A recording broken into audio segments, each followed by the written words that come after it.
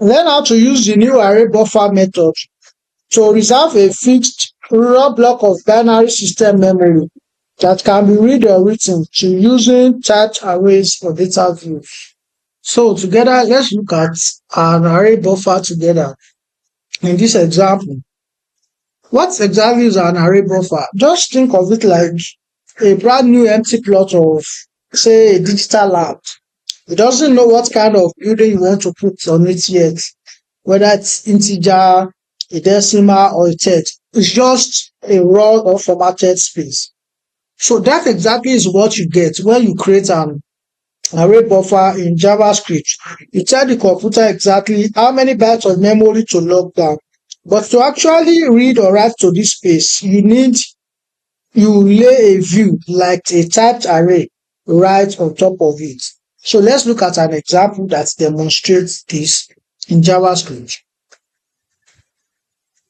So I will go ahead and set a comment. Allocate a raw binary buffer of 16 bytes. That is, allocate 16 bytes of memory. So I will just make it variable and call it my buff like this, and say new array buffer 16. So that 16 will be passed as a slot inside this method. Now that I have done this, the next thing will be to read the total size capacity of the buffer. Reach the total byte capacity of the buffer. And how do you do that? Well, I'm going to need another property in order to be able to read the total byte capacity, total size capacity rather, of the buffer, total size capacity of the buffer.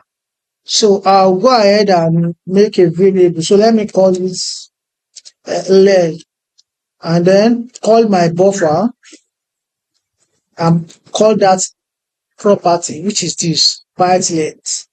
So this is going to help me reach the total size capacity of the buffer. So now it is time to display results. Display the results. So I'll call document.getElement by ID demo.innerHTML equals to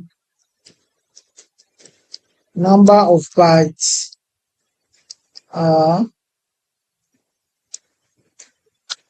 then I'll call that variable that I have, and then you can see this number of bytes 16. So this example demonstrates how new array buffer allocates a raw chunks of hardware memory, and then we then read we then read its byte length property with this byte length property to confirm the exact footprint area. So the array buffer itself is a low-level object used to represent a fixed length, immutable raw binary data buffer. You cannot manipulate the data inside the array buffer directly. So the .byte length is a read-only property that returns the exact size. This one, configuration of the allocated buffer in bytes. So how do you actually use it? The few concepts when it comes to array buffer, how do you actually use it? Well, if you cannot read or write to an array buffer directly, what is it good for? You might want to ask. Well, you use it by overlaying a view on top of it. For example, you can split those 16 bytes that we have here into 8 16-bit integers or 4 32-bit integer using the exact same buffer. And what do I mean by that? So it will just be like this. I will comment this out in order to show us how it can be splitted. So I can come here and do something like this. Another variable. So I will just call new int 8 array and then pass in my buffer. Also do another work, say maybe view 32, new int 32 my buffer. And now if you try to look at what we have here now, you can see that we are basically just splitting this, and we are also basically splitting it here.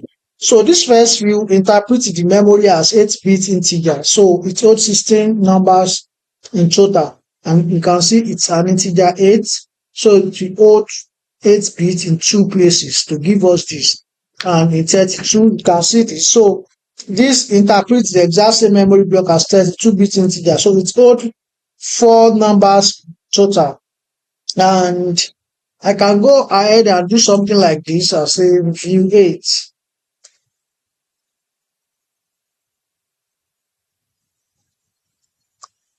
And then pass an index position of 0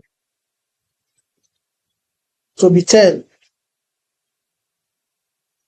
So, and then view H1, something, and so on and so forth. So you can use this to arrange how you want your grids to be splitted in your code. So this is the usefulness of how, this is one of the way you can lay view on top of your array buffer by splitting the byte size of your array buffer. You can actually lay a view on top of it using this method that I just demonstrated. That if you want to just check this out, it's something that is very simple.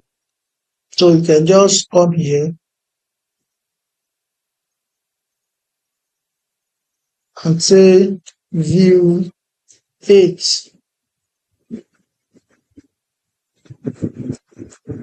And in a position of 0, you can see it in a position of maybe 1. You can see it is still 0. In a position of 6, it is still 0. And you can do the same thing for view 32. And then just pass this thing like this, and you can see the output. But we're not doing that. I just only show you how you can lay view on top of array buffer. So what we're actually working on is what we have here, which is this number of bytes. And so you can just take this out since we no longer need it. And I will comment this so that we can have what we had back then. And you can see the number of bytes are 16.